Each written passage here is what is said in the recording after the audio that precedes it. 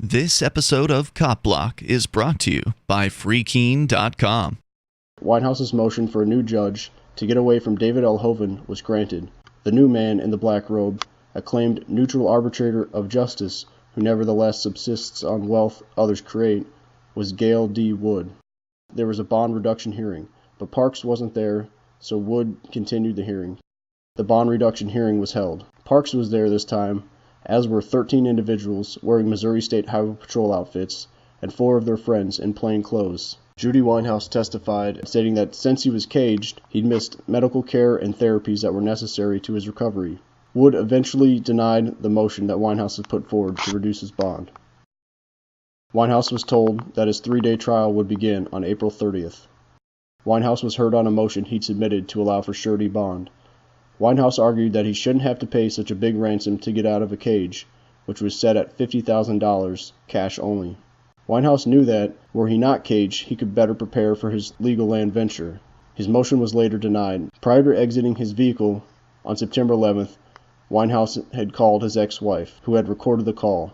On January 17th, Cop Block posted this audio clip that was leaked, which disclosed some major inconsistencies with a press release about the incident. Concise as it is, the press release is one of the only pieces of information about Folsom's shooting of Weinhaus that's since been released by the Missouri State Highway Patrol. In it, Sarah L. Eberhardt claims that the troopers issued verbal commands for Weinhaus to move his hands away from his pistol. Let's listen to the audio clip. Do you hear any verbal commands given to Weinhaus ordering him to move his hands away from his pistol? All right, this is Jeffrey's encounter with the Missouri Highway Patrol to get his computers back.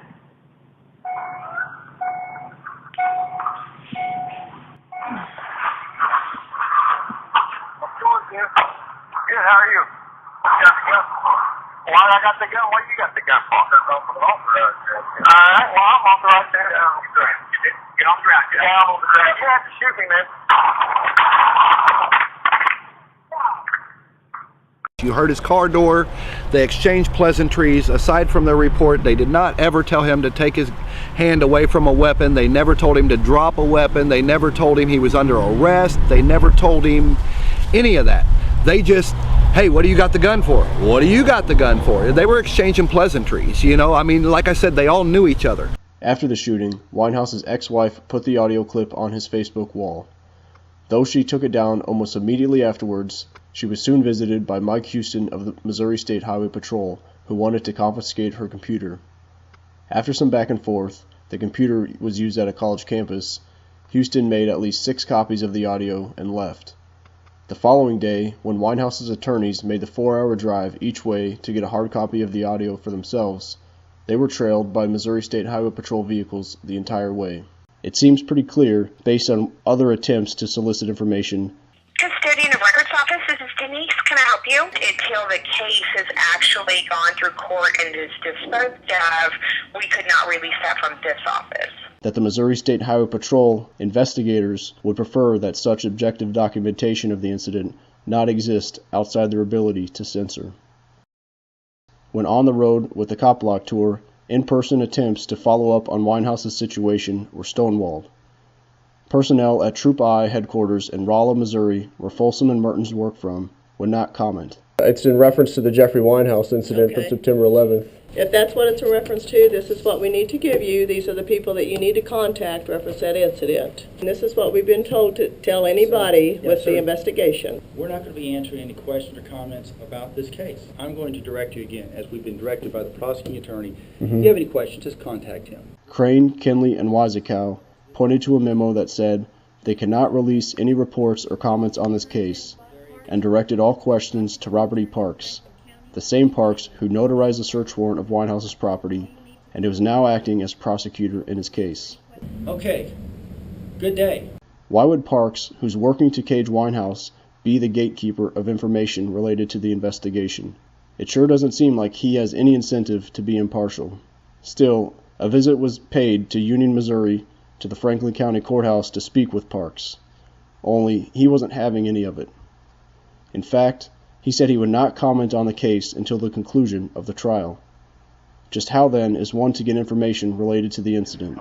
This is an active case, so there's nothing that I can discuss with you at this time until after it's resolved. And do you know when that'll be? Like, you mean until after the trial in late April? Right.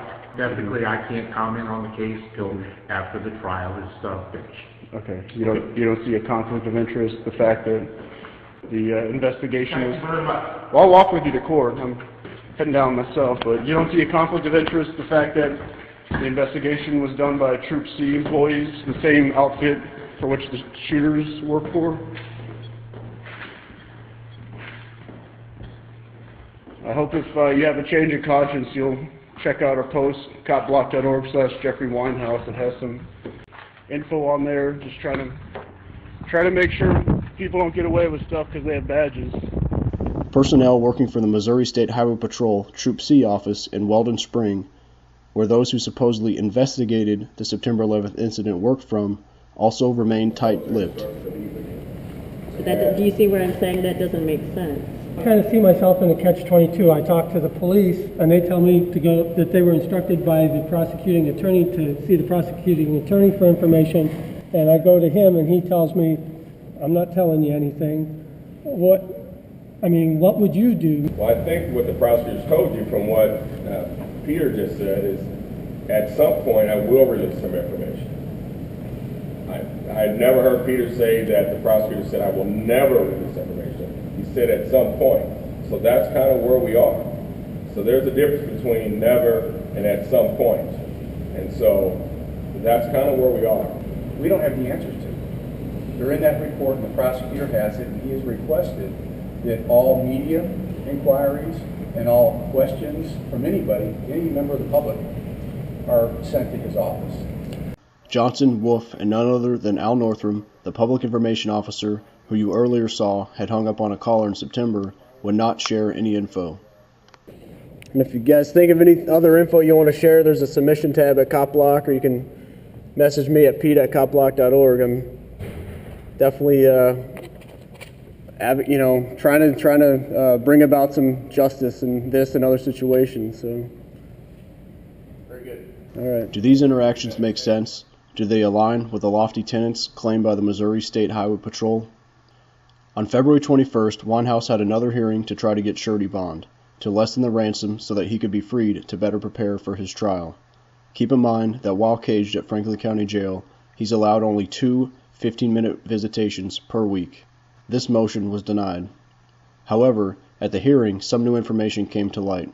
Park stated that Weinhaus's August 16th video had caused the governor's office to call a colonel in the Missouri State Highway Patrol and request an investigation. Is the Missouri State Highway Patrol supposed to be at the beck and call of the governor? Is it correct that the hierarchy of the Missouri State Highway Patrol, there's one colonel that's Mr. Replogle? Is that correct? Mm-hmm. There's only one colonel at that outfit, Ronald K. Replogle, yet he denies having any recollection of such a call. Also at the hearing, Weinhaus disclosed that on September 11th he had a camera recording from his vehicle. He questioned, why don't they have video? But that went unanswered.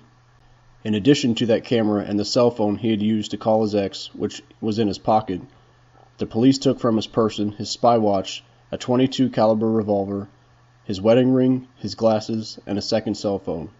On February 22nd, Weinhaus received a letter response from Gary F. Tolke, Sheriff of Franklin County.